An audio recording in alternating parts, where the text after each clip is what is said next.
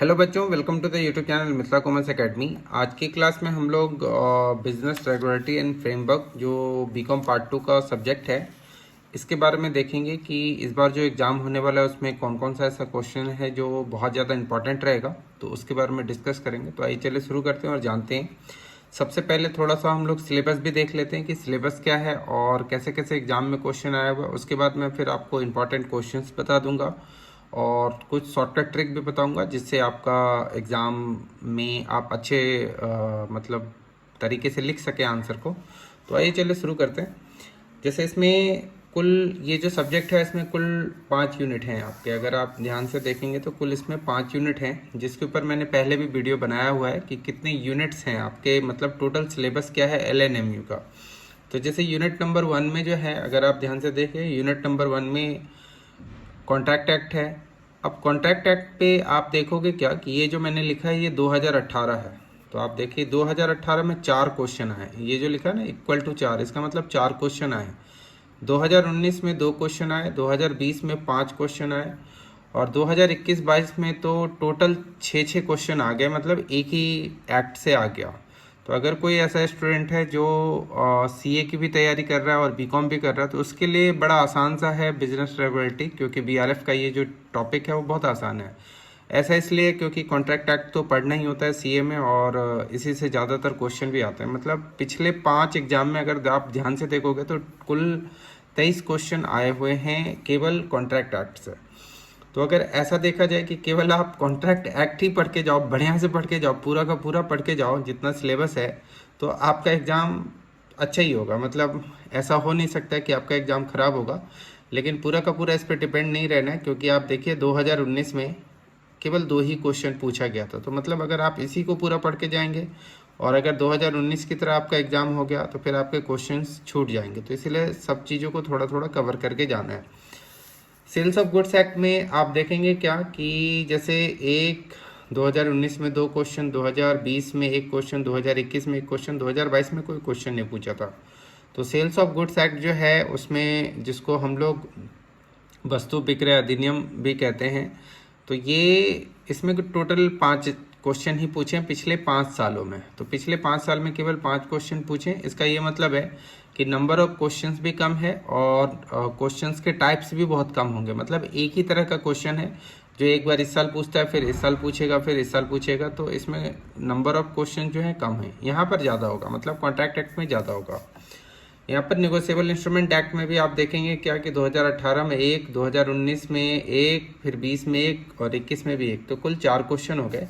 लेकिन आप ध्यान देंगे क्या एक चीज़ कि यूनिट नंबर 3 जो है उसमें 2 कानून है। एक तो निगोशिएबल इंस्ट्रूमेंट एक्ट भी है और एक कंज्यूमर प्रोटेक्शन एक्ट भी है। तो निगोशिएबल इंस्ट्रूमेंट और कंज्यूमर प्रोटेक्शन दोनों को मिलाकर अगर आप देखें तो कुल 6 क्वेश्चन पूछे हुए हैं उन्होंने पिछले 5 साल में, क्योंकि दोनों यूनिट से मिलाकर क्वेश्चन पूछते हैं, एक इससे एक इससे, फिर देखिए एक इससे एक इससे, इससे एक पूछा, इससे नहीं पूछा, इससे नहीं पूछा तो इससे पूछा है। और 2022 में तो कुल पूछा ही नहीं था, क्योंकि आप देखेंगे 2022 में टोटल 6 क्वेश्चन जो है वो कॉन्ट्रैक्ट एक्ट से पूछ दिया था, तो पूछा ही नहीं था।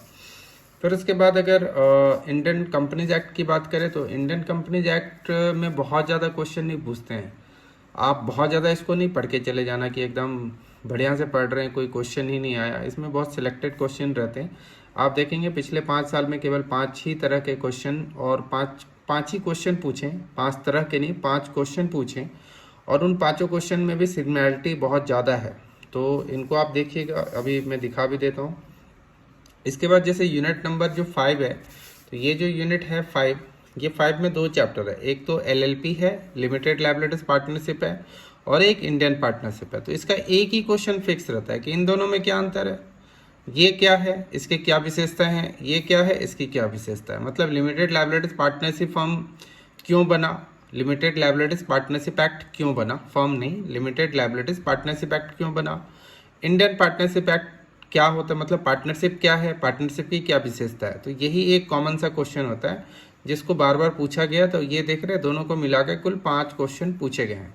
तो आई होप ये तो आपको पता लग गया सिलेबस कि कैसे कैसे क्वेश्चन पूछते हैं। जो सबसे ज़्यादा क्वेश्चन पूछता है वो कॉन्ट्रैक्ट एक्ट से क्वेश्चन पूछता है, सेल्स ऑफ गुड्स एक्ट से बहुत कम पूछेगा, निगोशिएबल इंस्ट्रूमेंट से भी कम पूछेगा, कंज्यूमर प्रोटेक्शन और इंडियन कंपनी एक्ट से भी एक एक क्वेश्चन रहेगा। लिमिटेड लायबिलिटीज पार्टनरशिप और इंडियन पार्टनरशिप एक्ट से भी बहुत कॉमन सा क्वेश्चन रहेगा।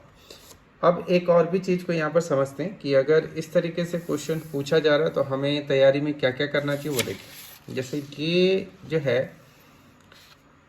मेरे हिसाब से अब तैयारी ऐसा करना चाहिए कि देखिए पार्टनरशिप से इनको क्वेश्चन पूछना ही पूछना है, तो और एलएलपी से भी इनको क्वेश्चन पूछना ही पूछना है।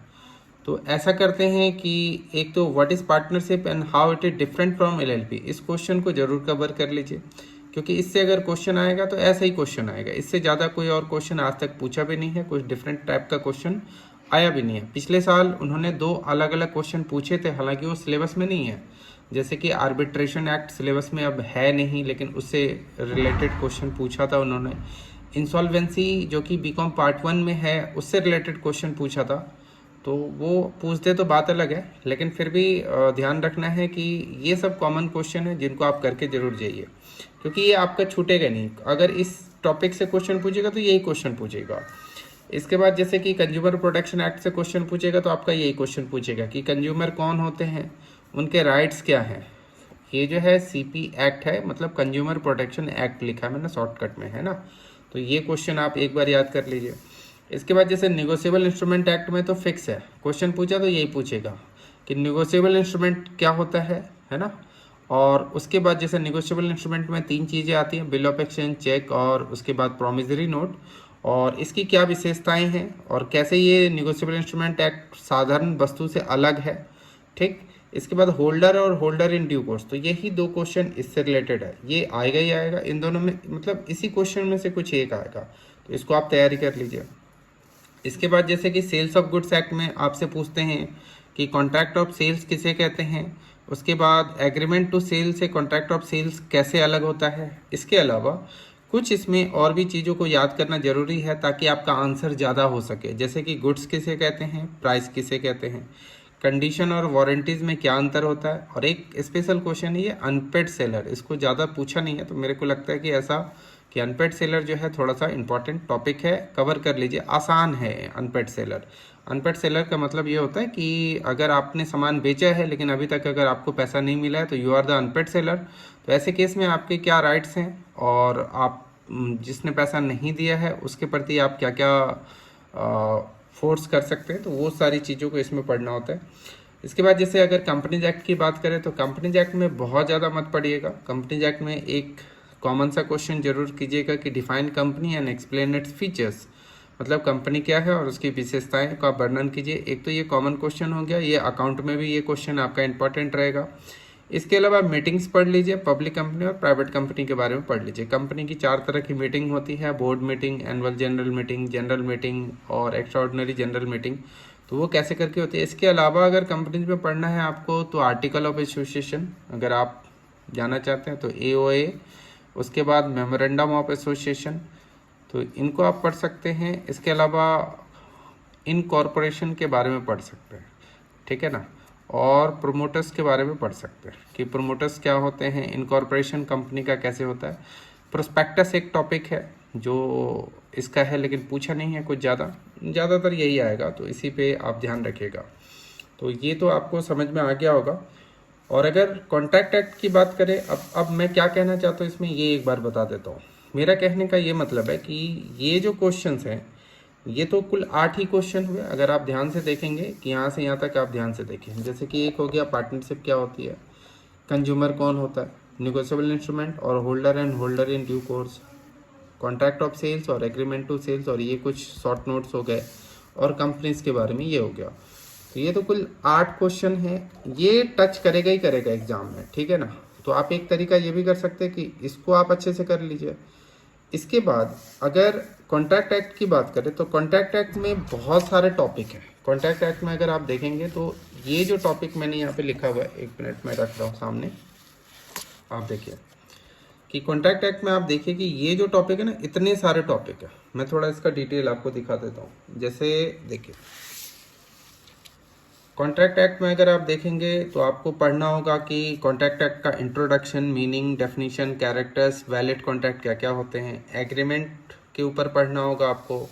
प्रपोजल एंड एक्सेप्टेंस के ऊपर पढ़ना होगा, कैपेसिटी ऑफ पार्टीज़ के ऊपर पढ़ना होगा कि कौन से ऐसे पार्टीज जो सक्षम है कॉन्ट्रैक्ट करने के लिए, स्वतंत्र सहमति क्या होती है, कंसिडरेशंस और लॉफुल कंसिडरेशन क्या होता है, वॉइड एग्रीमेंट कौन कौन से हैं, इसके बाद जैसे डिस्चार्ज ऑफ कॉन्ट्रैक्ट हो गया, ब्रीच ऑफ कॉन्ट्रैक्ट हो गया, इसके बाद इंडोमिनिटी एंड गारंटी क्षतिपूर्ति जिसको हम लोग कहते हैं, बेलमेंट एंड प्लेज हो गया, कॉन्ट्रैक्ट ऑफ एजेंसी हो गया। तो ये टोटल जो टॉपिक यहाँ पे मैंने लिखा हुआ है, इतने से 5 साल में उन्होंने क्वेश्चन पूछा है, मतलब इन टॉपिक को उन्होंने कवर किया। अब आप कहेंगे कि इसमें बहुत ज़्यादा इंपॉर्टेंट कौन सा है, तो देखिए एक तो ये है कि फ्री कंसेंट बहुत ज़्यादा इंपॉर्टेंट है। इसके बाद जैसे कि प्रपोजल एंड एक्सेप्टेंस बहुत ज़्यादा इंपॉर्टेंट है। इसके बाद डिस्चार्ज ऑफ कॉन्ट्रैक्ट कि ये कॉन्ट्रैक्ट कैसे करके ख़त्म होता है, ये बहुत ज़्यादा इंपॉर्टेंट रहता है। इसके बाद जैसे कि बेलमेंट, तो बेलमेंट बहुत बार पूछ चुका है और एजेंसी भी पूछ चुका है, खासकर बेलमेंट बहुत ज़्यादा इंपॉर्टेंट रहता है। तो इतने कुछ चीज़ें जो हैं इसमें इंपॉर्टेंट है। तो कॉन्ट्रैक्ट एक्ट अगर आप देखें तो कॉन्ट्रैक्ट एक्ट में इतनी चीज़ों को आप जरूर कर लीजिए। इसमें से तो 2-3 आ ही जाएगा आपका, टोटल आपको 5 ही क्वेश्चन करने हैं। और ये जो 8 क्वेश्चंस हैं अभी जो मैंने आपको दिखाया, ये 8 के 8 तो टच करेंगे ही करेंगे। 8 के 8 मतलब इसमें से अगर इन चीज़ों को टच करेंगे तो मतलब टोटल 9 क्वेश्चन आएंगे। एक तो ट्रू फॉल्स रहेगा, तो 9 में से इसमें से बहुत सारे क्वेश्चन रहेगा ही रहेगा। और इन टॉपिक को आप टच कर सकते हैं। जैसे कि कॉन्ट्रैक्ट एक्ट पढ़ना है तो कॉन्ट्रैक्ट एक्ट में आप सिलेक्टेड पढ़ के जाइए। एक क्वेश्चन कॉमन है कि कॉन्ट्रैक्ट होता क्या है और कौन कौन से ऐसे कॉन्ट्रैक्ट्स हैं जो वैलिड होते हैं, इनको तो ज़रूर करके जाइए, ठीक है। क्योंकि ये एक आपका आंसर लिखने का आधार होगा। कोई भी आंसर लिखेंगे तो आपको ये चीज़ लिखना ही पड़ेगा कि कॉन्ट्रैक्ट होता क्या है, तो इसीलिए इसको ज़रूर करके जाइए। इसके अलावा प्रपोजल एक्सेप्टेंस पढ़ के जाइए, फ्री कंसेंट पढ़ के जाइए, डिस्चार्ज ऑफ कॉन्ट्रैक्ट पढ़ के जाइए, बेलमेंट और प्लेज पढ़ के जाइए, कॉन्ट्रैक्ट ऑफ एजेंसी पढ़ के जाइए, ठीक है। और ये सब चीज़ें अगर आप थोड़ा कम भी करेंगे तो चलेगा। इसके अलावा मैंने लॉ के आंसर कैसे लिखें एक वीडियो डाला हुआ है, उसको अगर आप देखेंगे तो ये सब क्वेश्चन आपसे बड़ी आसानी से वहाँ पे आपको याद ही हो जाएगा। आप एक बार जरूर वीडियो जाकर देखिए। इसके बाद एक और भी बात इंपॉर्टेंट कि आंसर कितने पेज में लिखें, ये एक कॉमन सा क्वेश्चन है जो हमेशा बच्चा पूछता है, तो मैं आपको बता देता हूँ। देखिए आपको 20 मार्क्स का क्वेश्चन आएगा कि एक क्वेश्चन होगा जो कि 20 मार्क्स का है। अब ये 20 मार्क्स का क्वेश्चन है और आप मुझसे पूछ रहे हैं कि इसे कितने पेज में लिखना है, तो ऑटोमेटिकली है कि इसे आपको 5 से 6 पेज में लिखना ही पड़ेगा। क्योंकि इसका नंबर आप देख रहे हैं, कोई भी क्वेश्चन आपसे पूछा जाता है तो आपसे कहा जाता है क्या कि 20 नंबर का है, आप लिखो इसका आंसर, तो आपको ज़रूर 5-6 पेज से ज़्यादा ही लिखना चाहिए। मतलब आप एग्ज़ाम है 3 ही घंटे का है तो उससे ज़्यादा लिख नहीं सकते, लेकिन आपको एटलीस्ट 5-6 पेज तो लिखना पड़ेगा। अब ये 5-6 पेज आप कैसे करके लिखेंगे, कोई भी टॉपिक है तो उसको कैसे करके लिखेंगे, तो देखिए क्या कीजिए कि आप स्टेप बाय स्टेप अगर आंसर लिखेंगे तो आपका 5 से 6 पेज हो जाएगा। सबसे पहले टॉपिक का इंट्रोडक्शन लिखिए, फिर उसका एक उचित परिभाषा लिखिए, जो परिभाषा किसी राइटर ने दिया हुआ है या फिर कानून में है वो परिभाषा। इन दोनों को मिला के आप अपना अर्थ लिखिए, कंक्लूजन, निष्कर्ष जिसको बोलते हैं हिंदी में, कि आप क्या कहते हैं इसके बारे में वो लिखिए। अगर कोई एलिमेंट निकल कर आता है तो निकल कर आता है तो वो भी आपको लिखना है। अभी मैं समझा दूंगा ये क्या होता है। विशेषताएं लिखिए, फ़ायदा लिखिए, नुकसान लिखिए कि उस चीज़ का क्या होता है। फिर टाइप्स है तो टाइप्स भी लिखिए और किसी अन्य चीज़ से उसकी तुलना करके भी आप लिख दीजिए। तो अगर आप इस स्टेप से लिखेंगे तो आपका आंसर ऑटोमेटिकली 5 से 6 पेज होगा ही होगा। बस आपको भूलना नहीं है। आप लोग करते हैं क्या है कि जो भी आंसर लिखते हैं तो जो समझ में आ रहा है तभी वो सब लिखते जाते भरते जाते हैं। पैराग्राफ छोटा छोटा नहीं बनाते हैं, तो टीचर को ऐसा लगता है कि अच्छा इसने क्या किया है, जो मर्जी वो लिख दिया है। वो भी हो सकता है एवरेज मार्किंग आपका कर देते होंगे। तो इसीलिए अगर आपको प्रॉपर 20 में 20 मार्क्स लेकर आना है तो आपको इस हिसाब से लिखना पड़ेगा। अब जैसे मैं आपको सिखा रहा हूँ कि मान लीजिए कोई भी टॉपिक लिया कि कंपनी के ऊपर बात करते हैं कि define company and explain its feature, यही अगर क्वेश्चन आया तो कैसे लिखिएगा। तो सबसे पहले कंपनी होता क्या है, क्या है नहीं है, एक व्यापार है कंपनी, तो व्यापार कितने तरह के, ये सब आपने लिखा कंपनी के बारे में। फिर कंपनीज एक्ट में जो कंपनी की परिभाषा दी हुई है वो, या फिर प्रोफेसर हैने ने company is an artificial person created by law वाली परिभाषा वो लिख सकते हैं। इन दोनों को देखने के बाद आप यहाँ पर लिख सकते हैं कि अतः यह कहा जा सकता है, अतः यह कह सकते हैं, या फिर it can be said that company is an artificial person, या जो भी आपको लिखना है वो एक अर्थ बना के आप लिख दीजिए। ये आपका इन दोनों को मिक्स करके लिखना है तो गलत तो होगा नहीं और इसको अलग से याद करने की जरूरत नहीं है। अब कंपनीज के एलिमेंट्स क्या क्या हैं कि कंपनी एक प्रकार का व्यवसाय है, लेकिन कुछ ऐसी कंपनियां होती हैं जो सरकार द्वारा बनाई जाती हैं, कुछ ऐसी कंपनियां होती हैं जो नॉन प्रॉफिट ऑर्गेनाइजेशंस के लिए भी बनाई जाती हैं। तो इस तरीके से लेकिन कंपनी जब भी बनेगा तो उसके प्रमोटर्स होंगे, उसके डायरेक्टर्स होंगे, ठीक है। और कंपनी जब भी बनेगा तो उसमें एक कैपिटल होना चाहिए, उसके बाद इनकॉर्पोरेशन होना चाहिए। तो ये सब कुछ तत्व हैं, ये आप लिख दीजिए वहाँ पर। कम या इसको नीचे लिखिए, इसको ऊपर लिख दीजिए, आप ऐसा भी कर सकते हैं। फिर कंपनी की विशेषताएं, मतलब company is an association of person, ठीक है, तो ये सब आप लिखिए। फिर कंपनी के फायदे, कंपनी के नुकसान, कंपनी कितने प्रकार की होती है वो लिख दिया। फिर पब्लिक प्राइवेट कंपनी में अंतर। ऐसे ही अगर हर टॉपिक का आप प्रैक्टिस करेंगे कि इस तरीके से लेकर चला जाए तो फिर आपको आपका जो आंसर है ना वो 5 से 6 पेज में ज़रूर जाएगा।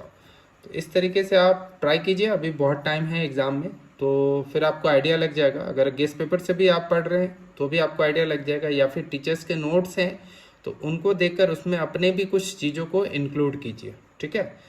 तो आई होप इस वीडियो से आपको बहुत कुछ समझ में आया होगा, और बहुत कुछ ना भी बोलूँ तो थोड़ा बहुत तो आया ही होगा।